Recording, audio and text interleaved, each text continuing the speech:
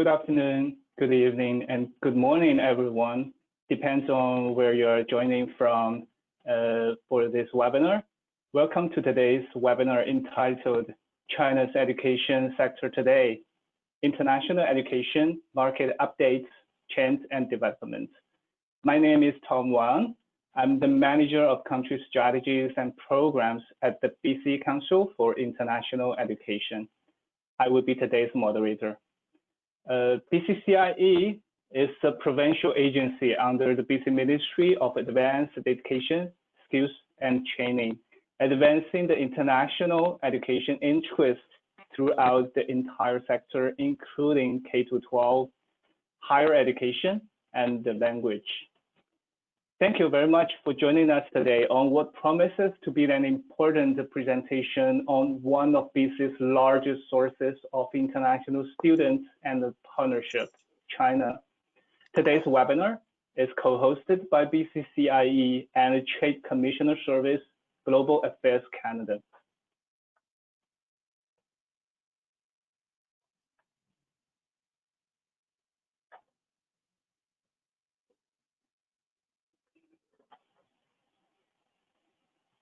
It is important I acknowledge at BCCIE, we live and work on the unceded traditional territories of the Coast Salish peoples of Musqueam, Squamish, and Tsleil-Waututh nations. And before we get started, and prior to introducing our presenters, I just have some housekeeping notes to share with everyone. Today's presentation will be followed by Q&A. All attendees, you are joining in listen-only mode, and you will be muted during the webinar. But if you do have some questions to ask our panelists, or if you experience any technical challenges, you can use the question box in the control panel to submit your questions. So for the questions for our panelists, we will try to get to these questions at the end of this discussion. And for any technical issues you are experiencing, my colleague from the back end will help to answer your questions. And today's webinar will be recorded, except for the Q&A session. After the webinar, the recording of the presentations will be shared. The PowerPoint deck has already been uploaded to the GoTo platform. If you'd like, you can go to the handout section in the control panel and download it. Now, without further ado, I'd like to introduce our panelists for this afternoon. Kelvin Zhang, the Education Trade Commissioner, and Michelle Zhang, IRCC Designated Migration Officer. Both of them are good enough to join us today, and they are from the Embassy of Canada in Beijing, China.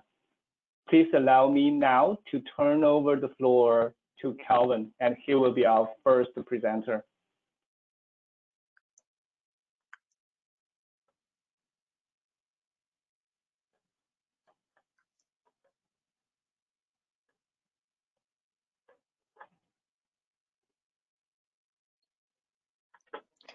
Hello, everyone. Good afternoon, good evening, good morning, bonsoir. No matter which part of Canada you're from, thank you for joining us today. Thank you, Tom, for your introduction, and thanks to the BCCIE for its kind invitation. It's a pleasure for me to share some update on China's education market with you today. My name is Kelvin. I've been working at the embassy for almost 15 years. So as I saw today's webinar participants list, I realized that I had pleasure meeting and working with many of you in the past. So it's great to virtually meet you again and see that you're well. So in Beijing, we have a small team of 3 trade commissioners responsible for education sector. Sarah Gross, she is our team leader. I cover post-secondary education, as well as EduCanada signature events in China. my colleague Cindy Zhu. She is not here with us today, but she covers the K-12 sector, language schools, and e-learning. In China, the Trade Commissioner Service, we also have a total of 14 points of service located in Beijing, Shanghai, Guangzhou, and Chongqing, as well as 10 second-tier cities. So we really encourage you to contact us at any time if you need services in China for market potential analysis, key contacts introduction, and troubleshooting. It's pretty challenging for me to talk about such a big country as a market in such a short time, but I will try my best to give you a general overview and then focus on COVID-19 impact on the education sector in China.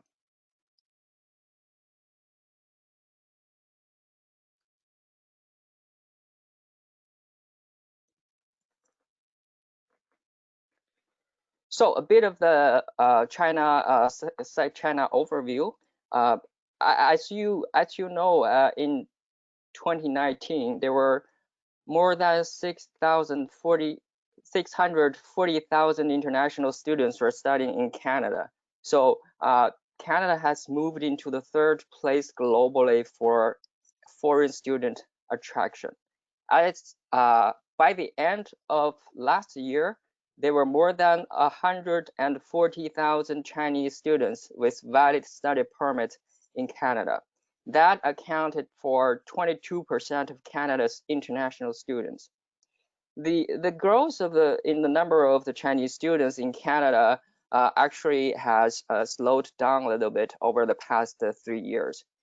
As you know, India overtook China as the lead source country for Canada in 2018.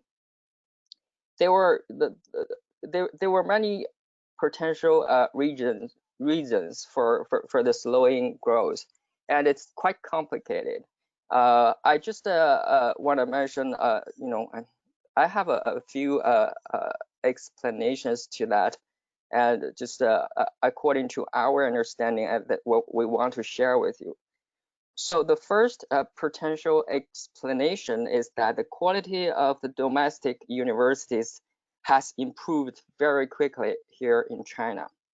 If you follow the news, for this year's QS World University Rankings, Canada has 3 universities ranked in the top 50 in the world, and 26 universities in the top 1,000 in the world. But China this year is doing really well. There are 4 Chinese universities that are ranked in the top 50 and 51 universities ranked in the top 1,000 in the world. So that's a very significant improvement. The second explanation would be that China's strong economic growth is really encouraging more of its students to remain at home, just to be close to the domestic job market opportunities. The third explanation would be we have a really strong competition here in China from other English-speaking countries. I'm talking about both big countries and also some smaller countries, such as UK, Australia. But we also have like Netherlands, Ireland, and New Zealand. These smaller countries are doing some really good, conducting some really good marketing strategy to target certain groups of Chinese students, which seem to be quite successful as well. The last explanation to the slowing growth would be the global environment. Both the multilateral relationship and the bilateral relationship could have some impact, to some extent, having impact on the international student movement from China to other places in the world. Well, however, I'd like to remind you that China was still the largest source of international students globally in 2018.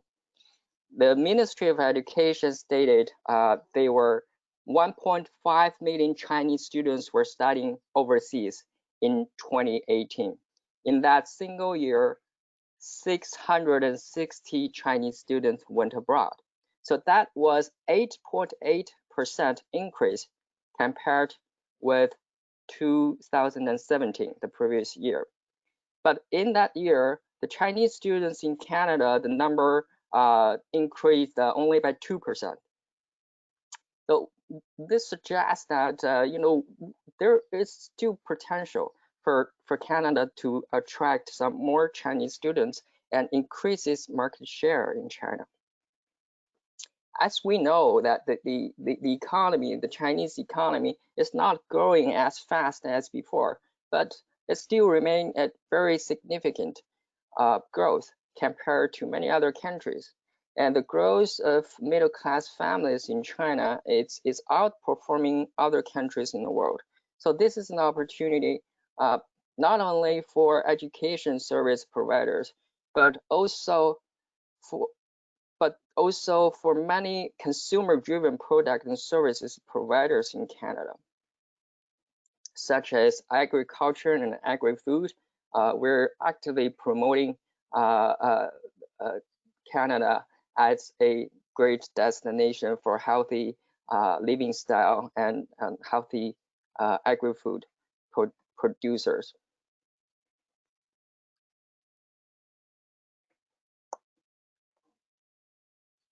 So here is a chart that you can see the growth of Chinese students going abroad. Over the last 10 years, you will see the number was growing at an annual growth rate of between 4% to 15% annually. We don't have a figure yet for 2019. It's not yet available. Well, because the MOE is busy with COVID-19 related matters. But we have a lot of industry estimates that for last year, the number, there was a still increase in the numbers. They were estimates about around 70,000 Chinese students went abroad last year. So that might be, the industry also kind of commented that that might be the historical peak of the last decades, and the number will likely be impacted and decline in 2020 due to the COVID-19, and probably may not be able to recover for a few years from now on.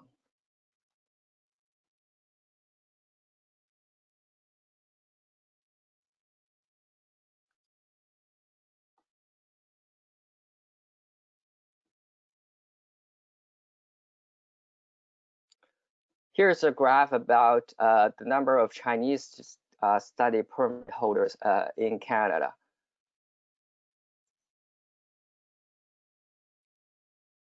These are students that have a study permit, which means that they're doing studies that are over 6 months.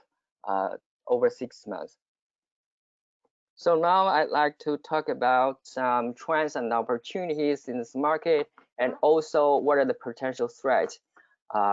So as you know, for China, while the annual GDP growth slowed down compared to the previous years, the growth, as I mentioned, was still quite significant compared to many developed world. To optimize the economic structure and not overly depend on export, the transition towards a consumption-driven economy has been fairly smooth in the domestic market, so which would guarantee further sustainable GDP growth and family incomes. Of course, right now we have a great uncertainty caused by the COVID-19 and also a tough US-China trade conflict. In terms of education system in China, the government reforms in the education sector are making it easier for each student to have a fair access to better quality education.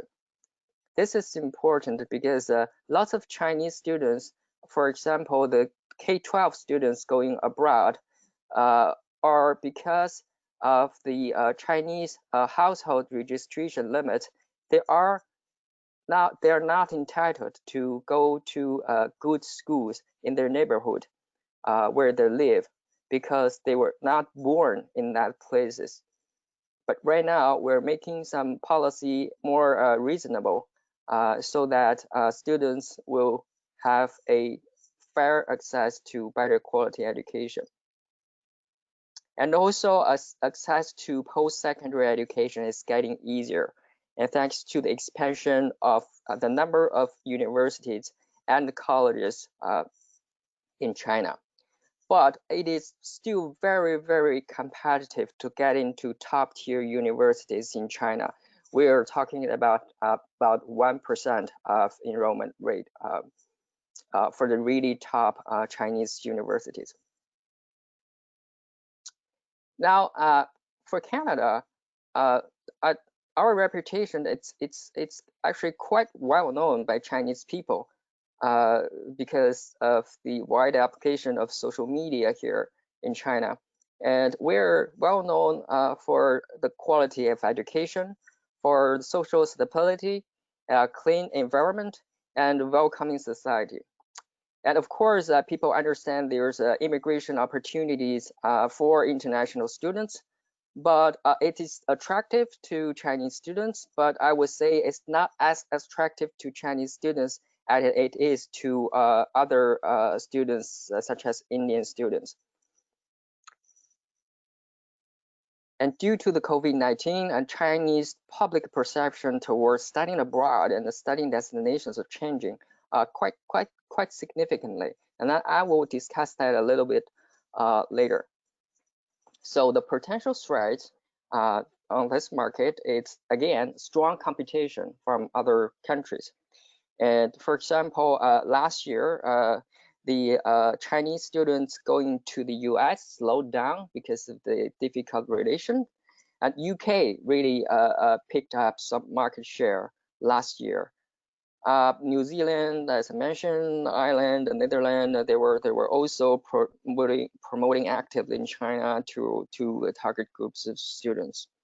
And the political environment, it's lots of uncertainty for that.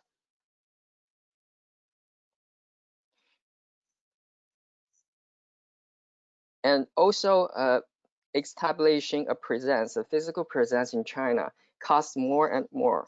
It just because it's more and more expensive to run businesses, and the laws and regulations are much more developed for foreign companies to get established legally in China, and to comply with those laws and regulations. There's a lot more overhead costs for you, for example, to set up an office here or hire a local representative in China.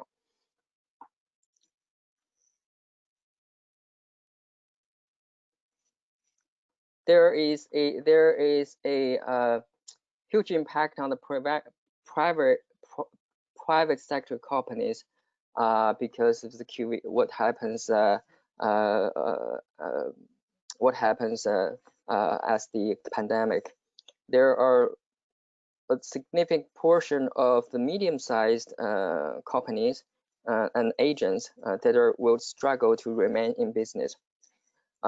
That was because the large agencies, the national franchise agencies and companies, they will weather this difficult period better due to a higher cash reserves.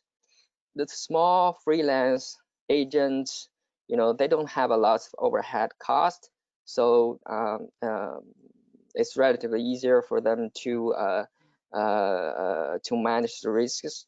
But it's the medium-sized companies that are most struggle with the crisis. There were some estimates that about 1/3 of the Chinese training providers, like offline study abroad related training providers, would face really difficult financial challenges due to the COVID-19 virus. I like to speak a little bit about the China's control measures over the COVID-19. So what China has done to control the virus was perceived by the Chinese public quite positively. So when it initially started, China's response was swift and comprehensive. And the whole nation, one of the success factors is that the whole nation, all the citizens were mobilized, to respect the social distancing and the mask wearing policies.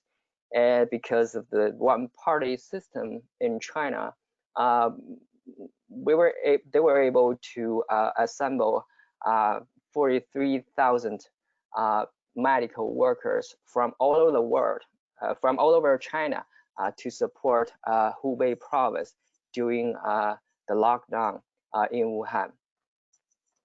Also used lots of technologies in contact tracing, big data collection, community prevention and monitoring. So we in China we were successful initially in containing the first wave of virus within 3 months, and then actually started since end of April. We went into a period called ongoing prevention and control, which means that a lot of barriers were lifted. The business go back to normal. Some schools reopened. Students went back to the schools, but up until like about 2 weeks ago, there was a resurgence outbreak in Beijing again. We have accumulated more than 200 confirmed cases within the past 2 weeks. So now all the schools are all closed again, back to online instruction.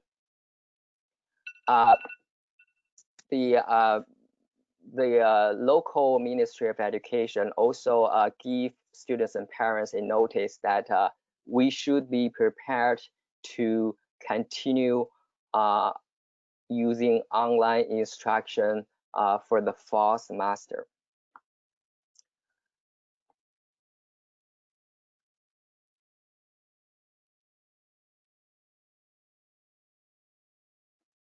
So the impact on the education sector, of course, it is in Canada,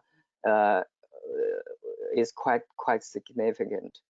One of the things is that the majority of the students have been transitioned to online learning since the outbreak, since February.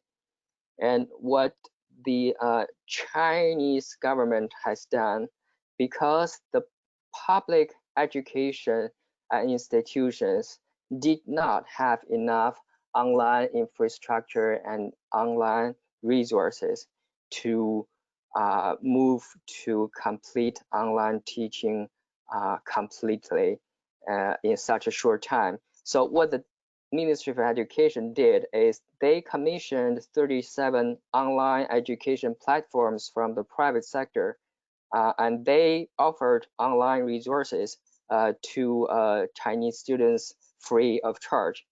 And there were more than 100 more commercial platforms have joined these initiatives voluntarily.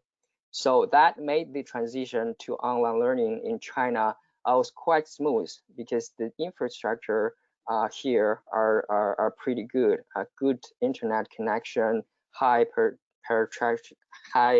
penetration rates of mobile devices and smartphones, and so students now, they have getting it definitely accelerated people's acceptance for online learning. And as some of you know, because of the virus, and the Chinese college entrance examination will be postponed for 1 month, and now it's scheduled to early July. So the Chinese students won't know which Chinese universities they can get into before the end of August. So that has an implication for Canadian universities and colleges because they need to consider that those delays. For example, some Canadian universities require students to provide Gaokao scores. This is of course going to be delayed. And some students, Chinese students, usually they would consider applying to foreign universities if their Gaokao score are not very ideal to enter into a Chinese university. So that decision would only happen after they know the Gaokao score until end of August. And also, since many test centers for IELTS and TOEFL are established and operated on university campuses here in China, all the English proficiency tests are still suspended until end of June. We don't know yet for July, but I'm not very hopeful because the universities will be in a vacation period.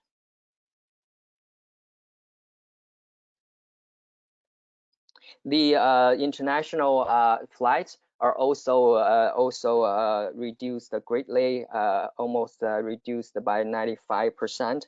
The policy that the Chinese aviation administration is using is the principle that they follow a principle that for one airline company, airline operator, they can only keep one international flight per week per country destination. So that made the direct flight between Canada and China this really just a few flights, and it's getting booked completely. It's really difficult to find a flight right now.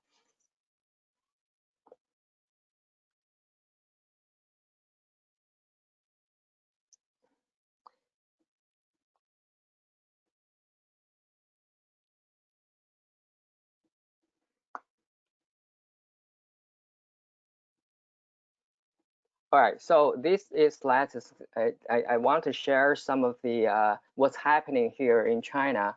As for the public opinions towards studying abroad, there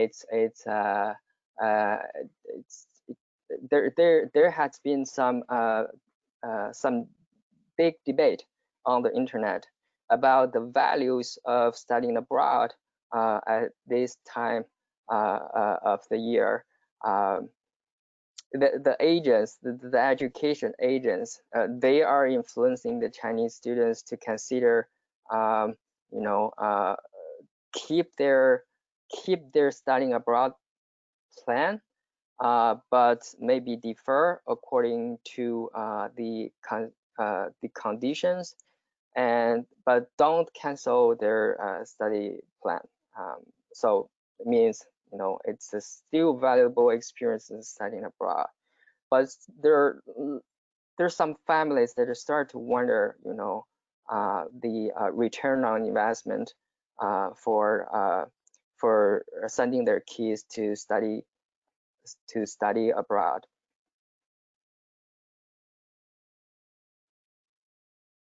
Because of the virus, families may send their kids to international schools in China first, instead of going abroad immediately during the virus. So, which means that especially for the K-12 sector, because the students are really young and the students really worried, the parents are worried about their safety, and they're not adults. They worried that they can't take care of themselves really well when difficult situation happen. The influence may be more, the impact may be more serious on the K-12 students. And also there's some widespread news about each country, how they cope with COVID-19 control and their policy towards international students. These are all spread very quickly in China because of our social media is so strong, and we get people's strong reactions towards this kind of incident. For example, as you know, the Chinese Ministry of Education recently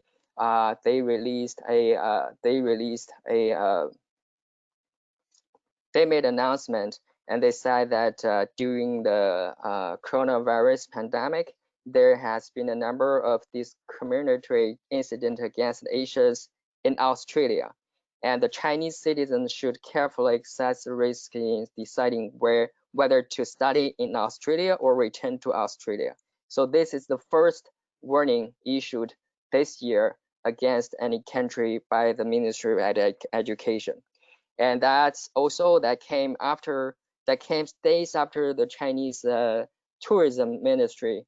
They cautioned the Chinese citizens not to travel to Australia for tourism. Why? Some say that's because earlier Australia they asked for a probe into the origins of the coronavirus, and it was implying that China should have responsible for this global spread of the virus. So many students going to Australia or planning to Australia, now they're getting stuck and they're really concerned and have a tough decision to make whether or not they need to travel. They can travel to Australia. For the US, you will have heard that the Trump administration plans to cancel the visas for Chinese graduate students and researchers who have direct ties to universities in China affiliated with the People's Liberation Army.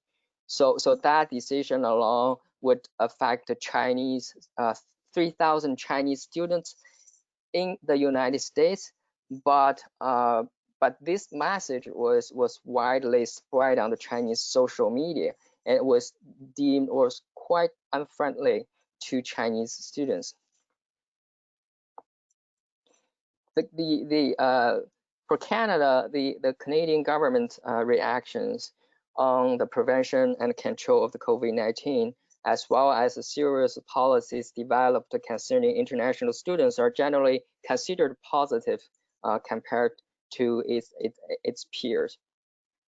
So how do we, as government and as individual institutions, could take advantage of Chinese students' positive affiliations to further promote Canada? I think it's really important to think about.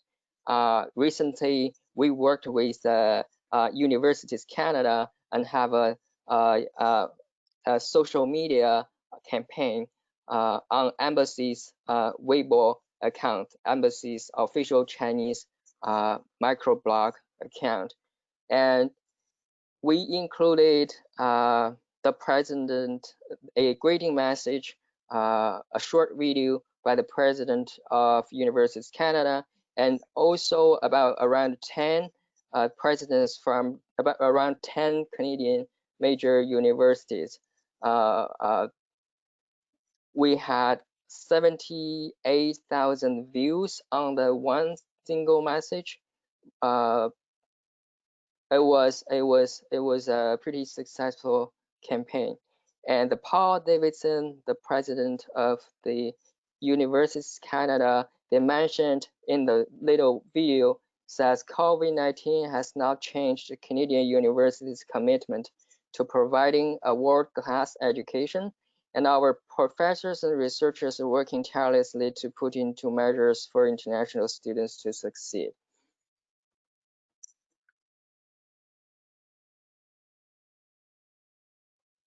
So next, I would like to offer some advice for student recruitment.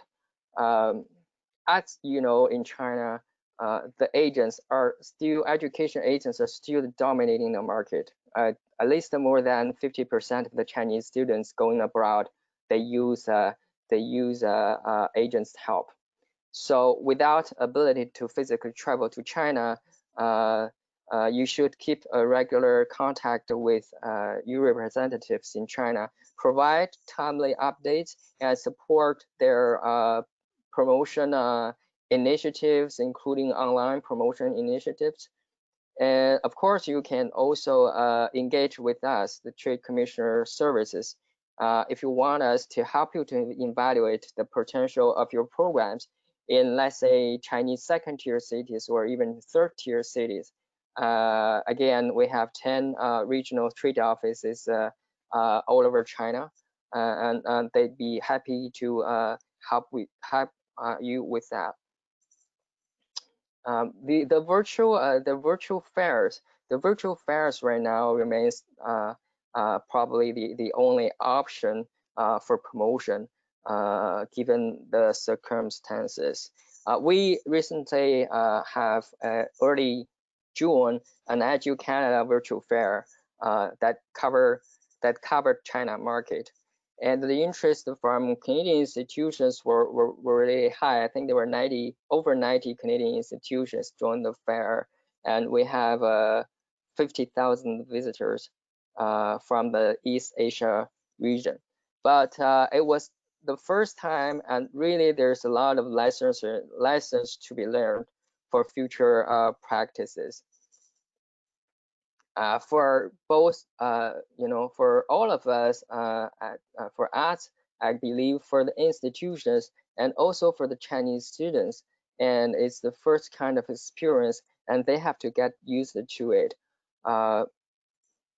We also had in terms of online promotion, we also worked with the China Education Expo organizers, and we also invited our immigration colleagues to do a special webinar about Canadian visa policies for Chinese students, and got 3,000 people participated in the webinar and received over 4,000 questions. So this really demonstrates that the appetite for Canada is still there. It's still here in China. But the other thing I would like to mention is that these virtual fairs, it's good, but in China, the Chinese culture, it can't really replace the importance of participating in physical fairs, because in China, the confidence and the trust are built by people, by personal connections. Most of the parents, they would prefer going to a physical fair, and they would like to know who you are as the recruiter by person, and develop a personal relationship and verify the school's credibility, and expect some kind of first-hand information from visiting the physical fairs. So I hope that as soon as the condition allow, the Canadian schools should consider coming back to the market as soon as possible. There are, of course, a lot of companies and service providers right now in China that can help you with online market promotion. And if you would like to know some of these service providers, please contact us, and we can give you some suggestions on online marketing through social media in China. So some advice for partnerships is that we have some opportunities. We have some new market opportunities emerge from the pandemic crisis.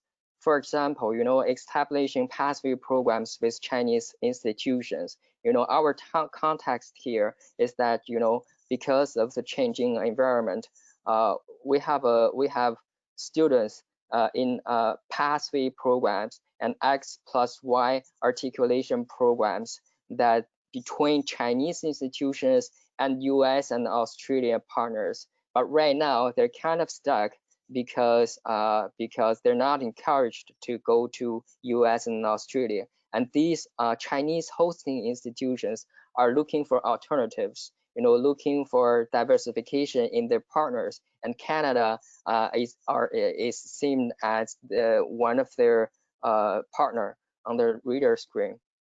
But from the feedback we got from local contacts is that US, UK, and Australian institutions, they're generally more flexible and quicker in decision making. So I think we would be more competitive if we can be more creative and flexible as for business negotiation, but still without compromising on the quality of education.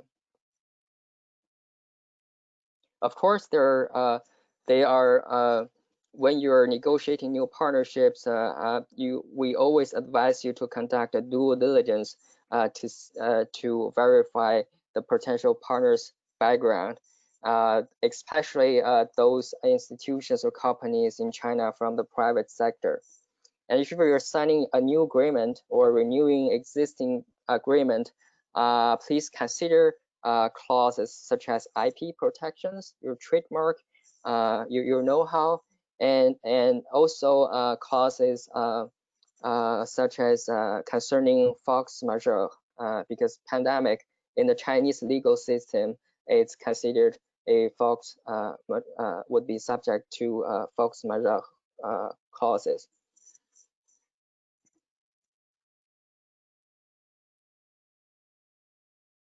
So here is some examples of commercial opportunities.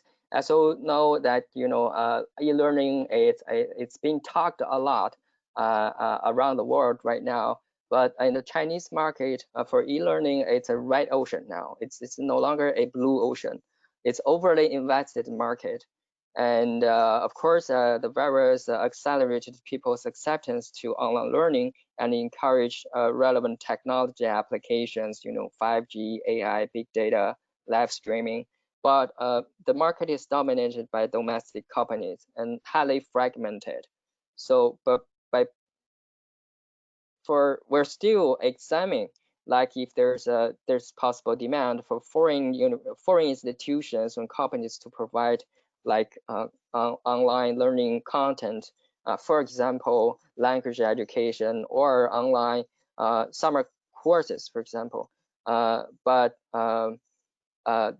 looks like the foreign companies, they would have to work with domestic partners as the domestic companies dominate the market. So also we have, e-commerce, winter sports. These are all very popular as China will be hosting the Winter Olympics in 2022. Growing popularity in hockey, curling, skiing, and other winter sports. And still, like we need to explore the capacity in meeting these demands. And because some of these things might not happen, some of this demand might not be met even in a global context. For example, there was a Chinese university reached out to us to say they'd like to develop a master in winter sports facility management program, which is kind of haven't yet to exist in any parts of the world.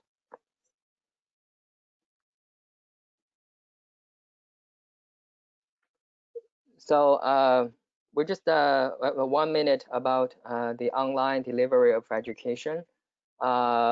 We understand that students have to some students have to follow Canadian institutions online programs from China. They start in China, and student institutions are preparing to deliver online courses. But in China, you know, we have a great firewall.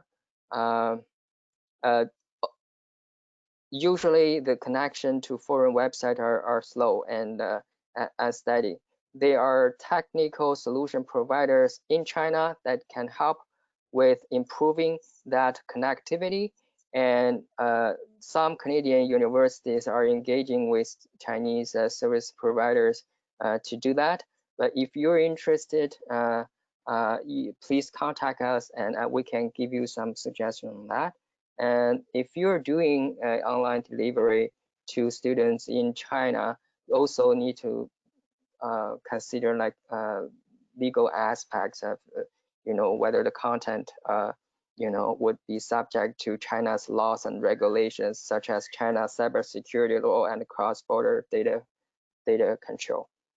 As for the diplomas earned by Chinese students, for part of them have to be online education. The Chinese Service Center for Scholarly Exchange made a public announcement early April regarding the assessment service for foreign education credentials during the pandemic.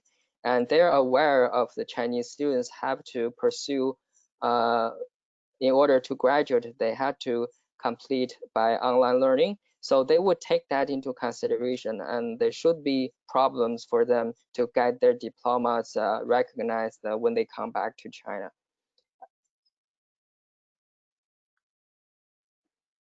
Here is some of the events that are still at TBC. EduCanada Pavilion at the China Education Expo is the #1 most important signature events for us.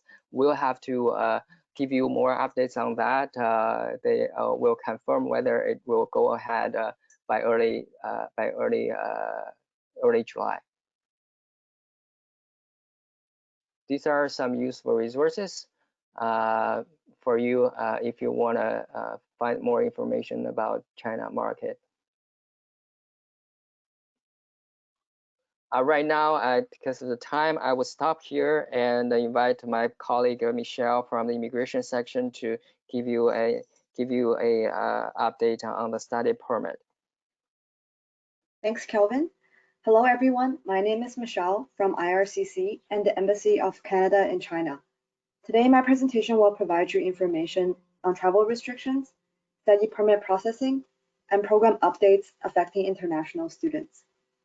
After the presentation, I will be available to answer questions that you may have.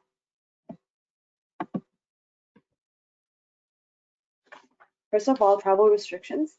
As most of you are aware, the Government of Canada implemented travel restrictions that limit non-essential travel to Canada to protect the health and safety of Canadians. Until further notice, most foreign nationals cannot travel to Canada, even with a valid visitor visa or electronic travel authorization, unless their travel is essential and non-discretionary. Although current circumstances are challenging, Canada values international students that have chosen to study in Canada. An exemption will apply to international students who have a valid study permit or were approved to study permit on or before March 18, 2020. Currently, these students may travel to Canada. RCC will support the administration of these measures and apply exemptions that are in place to facilitate necessary travel. For travel to Canada, for travel restriction exempt international students who wish to travel to Canada, they need to pass an airline-conducted health check before boarding the flight. When arriving in Canada, their health will be assessed again before leaving the port of entry. The student must also prepare a plan to quarantine for 14 days. The plan should outline how they will get to their destination, how to get groceries, how to access essential services and medical care. This is mandatory upon arrival.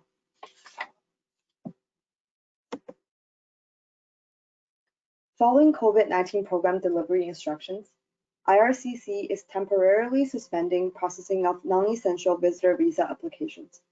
This allows IRCC to focus resources on critical services and prioritize processing applications from people who are eligible to travel to Canada.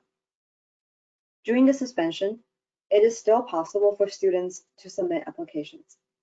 Paper applications are currently not accepted. To apply for a study permit from outside Canada, students must apply online on IRCC's website. IRCC will process applications to the extent possible. As a special measure, applicants are now being given 90 days instead of the standard 30 days to give biometrics and respond to other requests. These program delivery instructions are in effect until June 30th, 2020, and may be extended. To apply online, applicants should follow instructions on the IRCC website. For regular study permit applications, students generally need to provide proof of identity, proof of acceptance, and proof of means of financial support.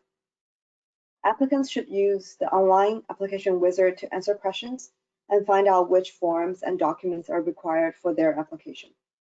For students who have language test results ready and are seeking to study at the post-secondary level at a designated learning institution, they may qualify to apply through a streamlined study permit processing program, which is the Student Direct Stream. The requirements include proof of qualifying language test results, proof of full tuition payment for the first year of study, upfront medical exam, and simplified proof of financial support through obtaining a guaranteed investment certificate. Panel physicians in China are now providing services. Medical exam appointments can be booked. The list of available doctors can be found on IRCC website. Most visa application centers in mainland China have also reopened. Back services, however, are currently limited to passport submission and biometric collection by appointment. For more information about visa application center services and operating information, please refer to VFS website. And the link has been provided. Next, I'll explain some program updates and measures that IRCC has put in place to support international students during the COVID-19 pandemic. For students seeking to extend their status in Canada, we understand that due to school closures, some international students may be unable to obtain a letter of acceptance or proof of enrollment from their DLI. If unable to obtain the document, the student can submit a letter to explain their situation, and as a temporary facilitation measure, students will be allowed to apply to extend their status without a letter of acceptance or proof of enrollment. In terms of compliance with study permit conditions, for students whose program of study are temporarily shifted to an online format due to COVID-19, they will still be considered compliant with their study permit conditions. They should, however, continue to be enrolled at their DLI and actively pursue studies online.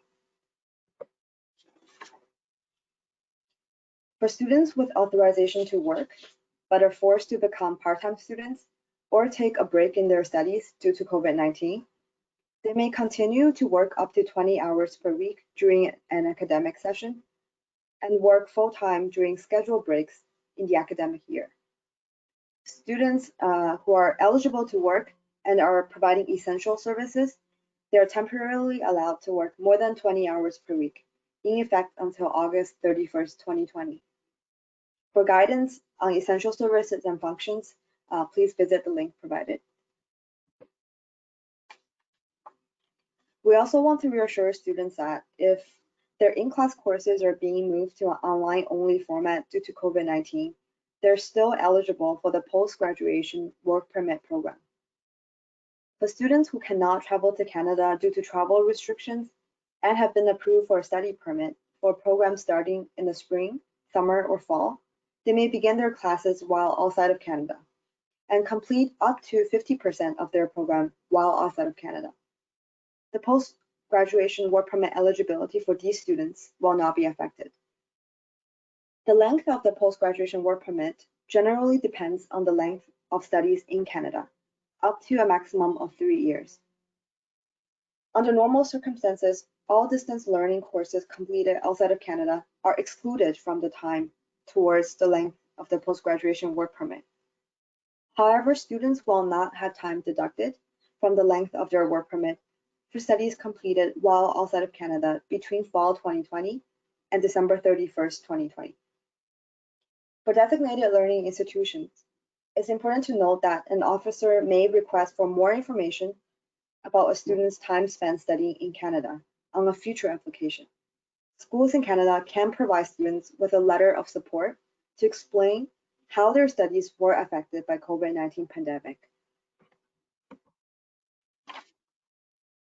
Since current program delivery instructions are in effect until June 30th, there may be updates on temporary processing. For the latest information on study permits, travel restrictions, and exemptions, please visit our RCC website. This concludes my part of the presentation. I want to thank BCCIE for hosting this webinar. Calvin and I are now available to answer questions. If your question doesn't get answered today, please feel free to contact Calvin, our RCC Beijing office, general email box, or BCCIE. Thank you for your patience.